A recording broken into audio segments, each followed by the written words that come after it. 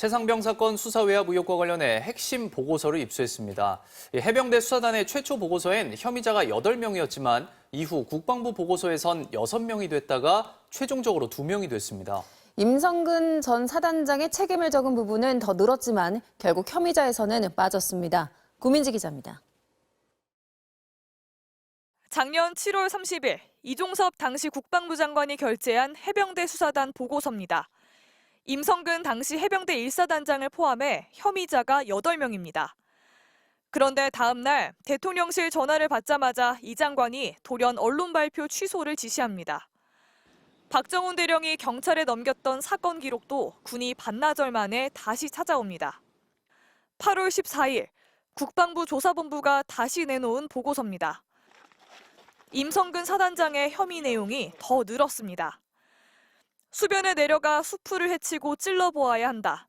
내려가는 사람은 가슴 장화를 신으라고 지시해 최상병을 위험하게 했다고 판단했습니다. 안전교육을 외면한 채 병력 투입 안 시키고 뭐하냐. 병력들 빨리 데리고 와 라고 오로지 작전을 재촉했습니다. 복장 착용 미흡, 슈트 안에도 빨간색 추리닝 입고 해병대가 눈에 확 띌 수 있도록 가급적 적색 티 입고 작업이라며 외적 자세만 강조해 안전 업무도 회방했다고 했습니다. 이런 내용이 전체 13쪽 가운데 4쪽에 걸쳐 빼곡하게 적혀 있습니다. 이때까지만 하더라도 혐의자는 임성근 사단장을 포함해 6명이었습니다. 하급 간부 2명만 빠졌습니다. 엿새 뒤인 8월 20일 국방부 조사본부가 내놓은 최종 보고서입니다. 혐의자가 11포병 대대장과 7포병 대대장, 이렇게 대대장급 2명으로 줄었습니다. 임성근 사단장을 포함해 6명이 혐의자에서 빠졌습니다. 임 전 사단장의 책임을 따진 부분도 안전관리 소홀 등의 정황이 발견됐다. 상반된 진술이 있어 확인이 필요하다며 표현이 누그러졌습니다.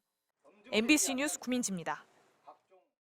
김건희 여사의 명품 가방 수수 의혹을 수사 중인 검찰이 도이치모터스 주가 조작 연루 의혹 사건도 한꺼번에 조사할 가능성이 높다는 관측이 나오고 있는데요.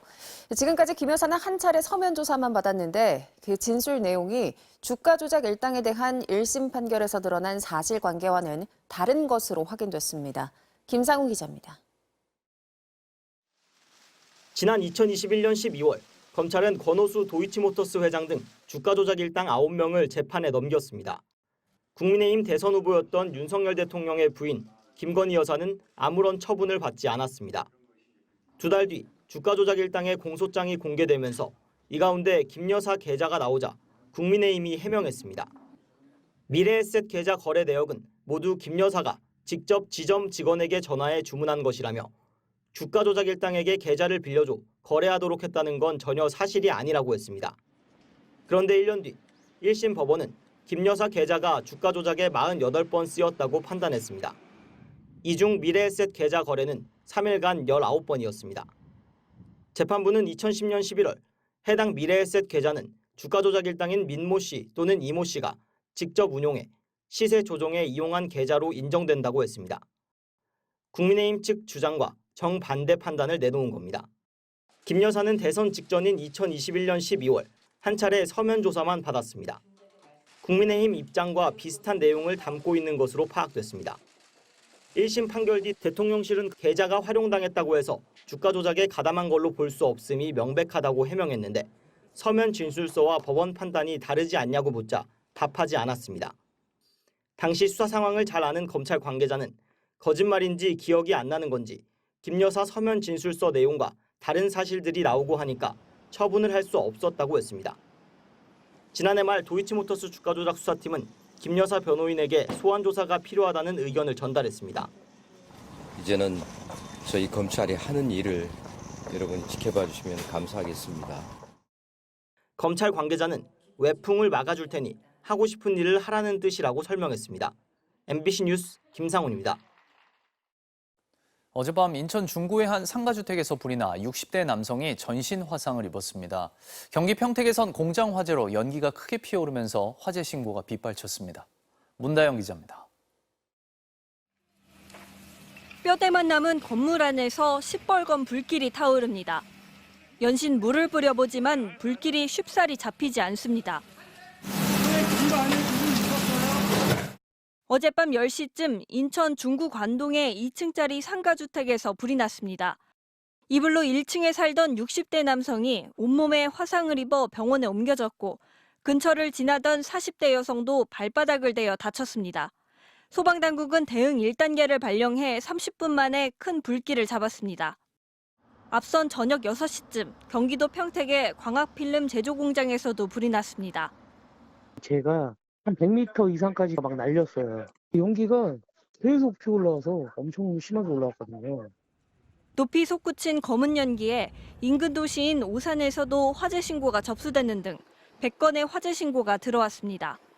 다행히 근처 공장 근로자 등 17명이 급히 대피해 다친 사람은 없었습니다. 소방당국은 한때 대응 2단계를 발령해 5시간 만에 큰 불길을 잡았습니다. 오후 5시 반쯤에는 경남 창원의 고속도로에서 초등학생들을 태운 관광버스가 사중 추돌 사고를 내 학생 6명을 포함한 8명이 병원에 옮겨졌습니다. MBC 뉴스 문다영입니다. 올해 봄이 관측 이래 역대 2번째로 더웠습니다. 해수면의 온도도 최근 10년 중 가장 높았는데요. 앞으로 5년 안에 가장 더운 해가 올 가능성이 90% 가까이 된다는 분석이 나왔습니다. 차현진 기자입니다. 지난 4월 14일 서울의 한낮 최고 기온은 29.4도. 4월로서는 이례적으로 여름에 버금가는 더운 날씨였습니다. 같은 날 강원 영월은 32.2도, 경기 동두천은 30.4도까지 치솟았습니다. 계속되는 이상고온 현상에 봄이 사라지고 있다는 말까지 나오고 있는 가운데 실제로 지난 봄은 기상 관측 이래 2번째로 더웠던 걸로 파악됐습니다.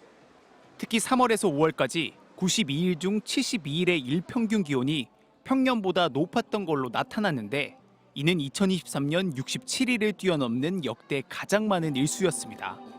더운 봄 추세는 해가 갈수록 뚜렷해지고 있습니다.